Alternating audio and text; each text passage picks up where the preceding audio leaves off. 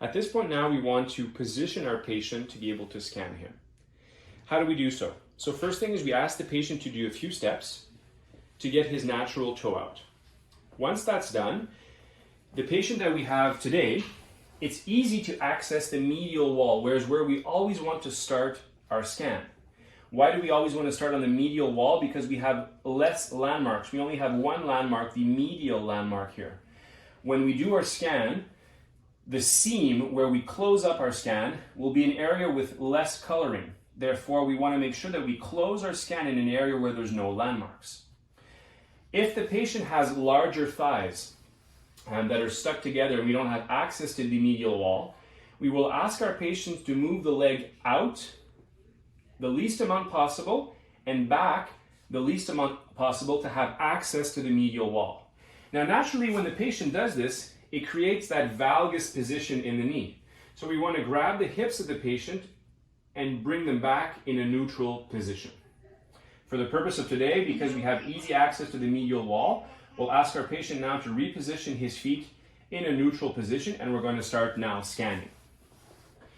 When positioning the scan, we always want to start by positioning our iPad parallel to the leg and perpendicular to the ground. That sets our box in the right position.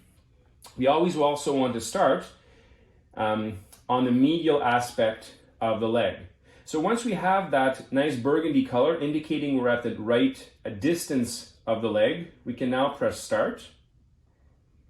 And at this point, we're able to stand and start scanning the leg of our patient. Now what we want to do is we can rotate and slide our iPad up and down at the speed that we want, but we want to go around the leg with one step, one Mississippi, slowly going around the leg to ensure that our landmarks are nice and solid on that scan. If we go too quickly at this point, going right to left, our landmarks will become blurry. So we slowly make our way around the leg.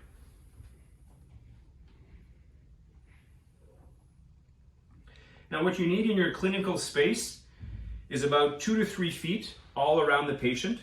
That's a comfortable space to be able to scan your patient.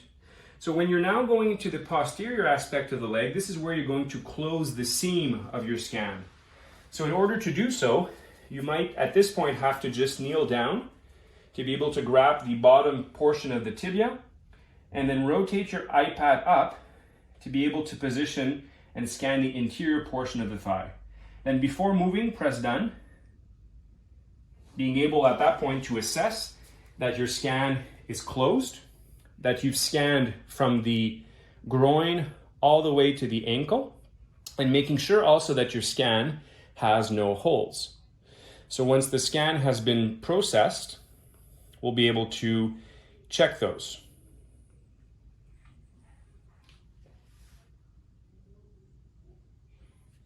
So at this point, you can open it up, making sure that the landmarks, as we can see here, are nice and solid. We don't want any blurry landmarks.